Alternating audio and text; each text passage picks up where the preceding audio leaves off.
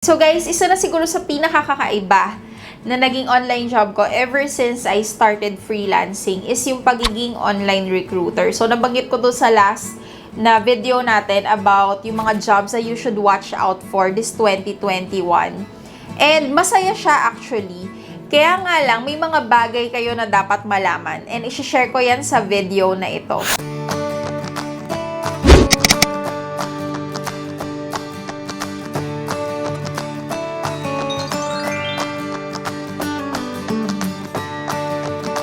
Hello everyone! My name is Mimi and welcome to my home-based story kung saan lagi tayo nag-share ng mga bagong videos regarding work from home.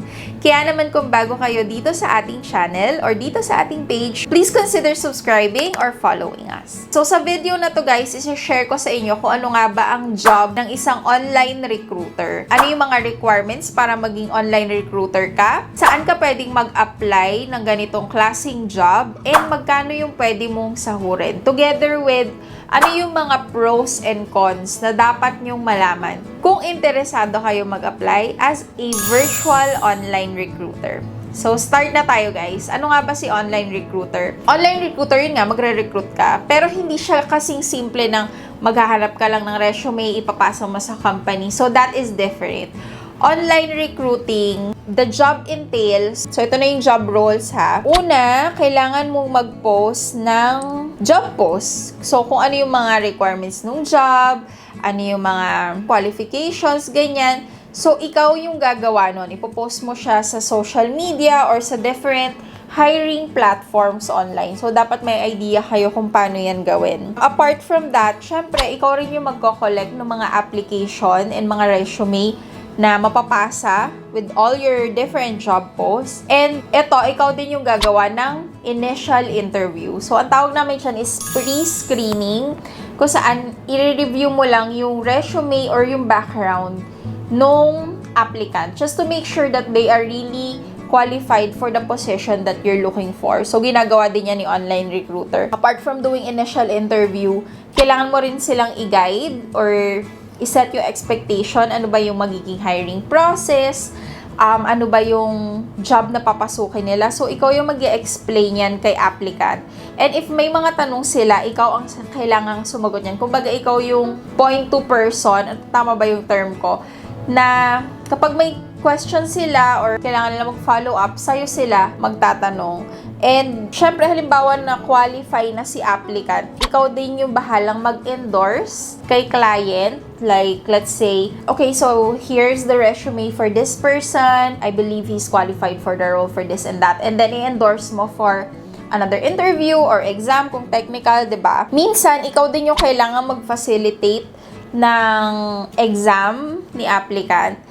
And also, ikaw din yung kailangang mag-orient sa kanila. Like, introduce them to the company in case they get hired. So, maybe online recruiting sounds like an easy job, but it's actually not. It involves the whole hiring process. And even then, after nyan, kailangan mo pa rin mag-follow up kay applicant just in case na meron silang mga questions about the company. Meron kayong ma-encounter na word sa online recruiting which is headhunter or headhunting. It's also a role, pero medyo iba siya sa online recruiting kasi in a way na si headhunter, ang ginagawa niya lang is maglo-locate lang sila or maghahanap lang sila ng specialized talents. Like halimbawa, a list of web developers or WordPress experts, yung mga ganyan. And i-collect lang nila yung info, ipapasa nila kay recruiter. So, sila yung maghahanap. Mas alam nila kung saan kami makakahanap ng ganitong particular talent.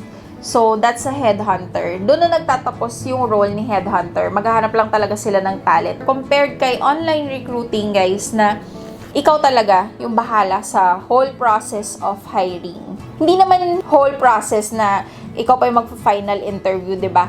Pero kumbaga, the applicant would be under your care during that time. Ano nga ba yung job requirements para maging isang online recruiter? Una, kailangan guys, meron kayong college degree in either psychology or human resource or communication. Yung tatlong yon ang most usually na nire-require ng mga companies. Of course, they need someone with a college degree to look into who gets inside their company or who they will hire for their business, diba? Kailangan magaling din yung communication skills mo and marunong kang mag-multitask. Syempre, mag-interview ka. You're gonna be the face of the company, so you need to be presentable as well. Yun nga, habang ginagawa mo yun, nag-initial interview ka, kailangan marunong ka mag-document pa rin. And speaking of documentation, dyan na papasok, kailangan proficient ka sa Microsoft Office or any productivity apps like Google Suite, diba? And also, guys, usually kapag online recruiter, naghahanap sila ng experience. Kasi paano mo nga naman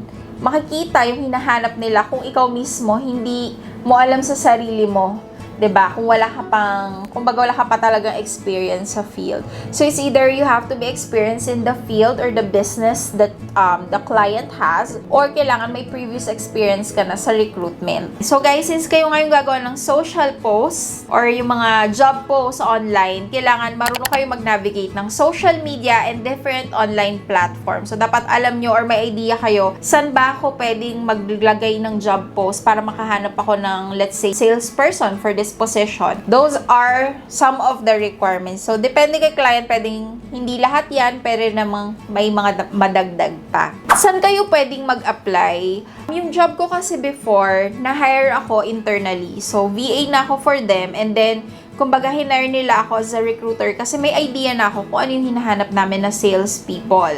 But if you are, looking for a job like this and hindi siya available sa current job nyo, wala silang certain or particular platform kung saan makikita nyo na lahat na dito, pag maghahanap ka ng recruiter position, dito ka pupunta sa website na to. So, walang ganun, guys. You really have to search for it. So, I will share with you a couple of websites wherein you can look for recruiter position. So, number 1 is in LinkedIn. So, si LinkedIn, isa siya sa mga underrated na website here in the Philippines. Pero kasi, if you are already familiar with LinkedIn, you'd know that all professionals and all businesses are there. And kung gusto mo talagang maghanap ng work, si LinkedIn talaga, marami dyan. Ayan. So, all you have to do is just search on the job post and then, ayun, makikita nyo yung mga openings. So, try natin tong isa para may makita kayong sample. May nakita akong opening ngayon sa LinkedIn. So, search nyo lang virtual recruiters sa Philippines. So, makikita nyo yung mga recruiters nila ngayon is more on home base. And let's check one ha. Ito, si Web Recruiter. So, web meaning online recruiter talaga, diba? For innovative youth services in Manila. So, sabi dyan, ayun yung mga qualifications hinahanap nila. Kailangan fluent ka sa English. Part-time lang ito, so 10 to 20 hours per week. And then, extra income lang yung hanap mo. So, naghahanap sila ng online agents or user testers to test their web chat. So, kailangan technical users ang mga to. So, nakalagay naman dyan, ang average salary daw is $4 per hour. So, nilagay din nila yung mga qualification requirements. Ano yung salary system mo as an online recruiter? Per agent daw na ma-hire mo, meron kang $10. And in case na na-accomplish yung plan, kung ano man yon, meron kang bonus in the amount of $100.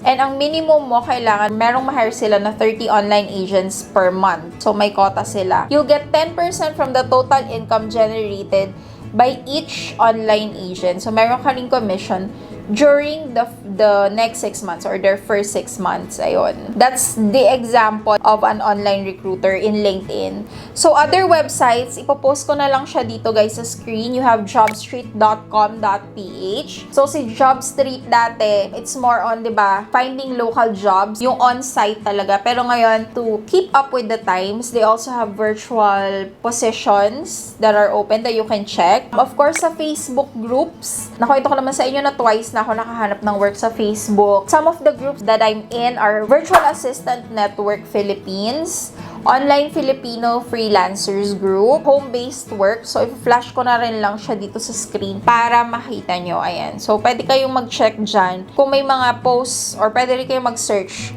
for online recruiting. Other websites are Indeed.com, OnlineJobsPH, Upwork.com, CareerBuilder.com, and Remote.co. So, those are some of the websites we're in where you can check for online recruiting jobs. Ayan. So, punta na tayo sa salary range. Nabanggit ko sa aking last video na medyo malaki yung range niya, which is coming from 15,000 to 35,000. And napaka-tricky kasing i-discuss ng salary as an online recruiter. Some of them has a base pay, minsan base pay plus commission. Meron din sila yung time delay commission. Tapos, minsan commission lang. So, depende sa company.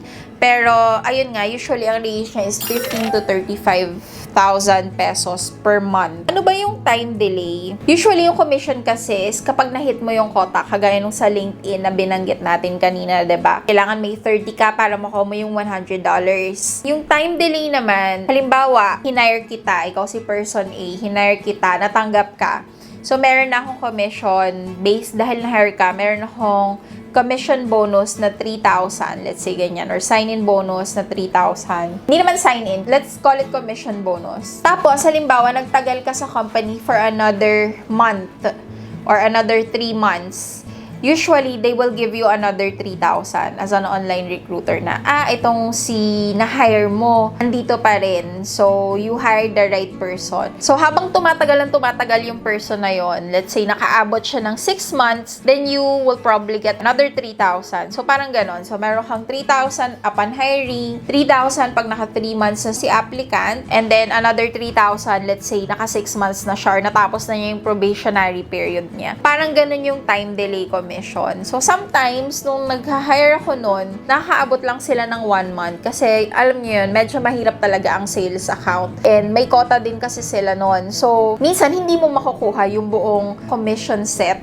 That's why it's really tough to find the right people who will last a long time in the job. So, that's one of the cons, which we'll get in a bit. But, ayun nga, yung salary range, 15 to 30,000 a month. So, parang in-average ko na lang siya. Kasama na din yung mga commissions ay yung time delay na bonuses. Ayan. Nabanggit ko na yung isa sa mga cons, pero ano nga ba muna yung mga pros or bakit ka mag-apply as an online recruiter? Una, it's a fun job. Kagaya ng sabi ko, although it's very different and very far from, alam mo yun, yung napag-aralan ko and mga previous experience ko, sobrang masaya siya and sobrang interesting. Kasi feeling ko nag-office ako ulit in a way na ang dami ko nakakausap everyday. You know, you get to meet a lot of people. Kasi ako talaga yung nagagawa ng initial interview, nagsiscreen ng resume. You get to talk with a lot of people from different places. So, if you are into that, then go ka dito. Also, i-follow mo yung sarili mong pacing eh. Ikaw yung magsischedule ng, let's say, sige, gagawin ko muna yung initial interview nitong 5, des sa hapon, magko-compile ako ng mga pumasa, tsaka ng mga bagong application. So, you control the pacing of your work, diba? So, that's one of the perks of being an online recruiter. And also, ayun nga, hindi siya ganun ka bigat per se na trabaho. Hindi siya yung tipong kailangan mong pag-isipan ng sobrang lalim, ganyan. So, the workload is pretty much moderate, kung baga.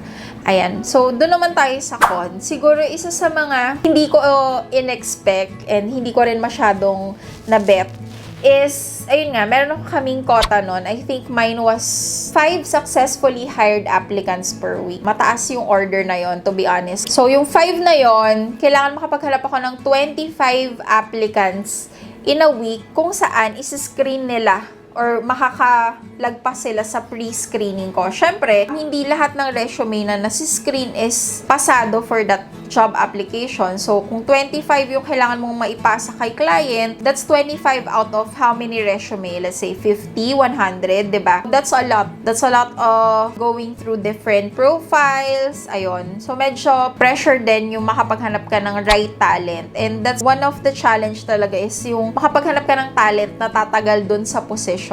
So, hindi lang enough na may skills sila. Kailangan they also have the right attitude. Mag-fit in ba sila sa culture nung business? So, those types. Ayan. And another thing is yun nga, may time delay. So, some people kasi, nung napunta kasi ako sa sales so especially if the job is too challenging or difficult, hindi sila masyadong nagsistay. And kapag hindi sila nagstay, syempre, hindi mo talaga makukuha yung set bonus mo. And apart from that, para ring on-call tong trabaho na to, na sometimes in the middle of your sleep, biglang may magte-text sa'yo, I just want to follow up on my application, can you give me an update, yung mga ganyan. So, ayun lang siguro yung hindi ko masyadong na-bet. But overall, guys, if you want a legit job online, na feeling nyo, pasok yung talent nyo dito, then you should go ahead and try one of those websites na na-mention na natin earlier. Ayan. So, there you go, guys. I think that's it. For those who are interested and curious in becoming an online or a virtual recruiter, then you can definitely use and share this information, diba? I've been a recruiter back in 2016, 2017 pa. So, medyo matagal na siya. The process could have changed or meron siguro ako mga hindi na-mention or mali. Just feel free to correct me and express your opinion down below. Don't worry, binabasa ko lahat ng comment nyo and you know, mas maganda yung makapag-share din tayo ng sarili nating experience sa iba pang aspiring freelancers, diba? Thank you so much for staying with me until the end of our video. And I will see you guys again for another work from home video next time. Bye!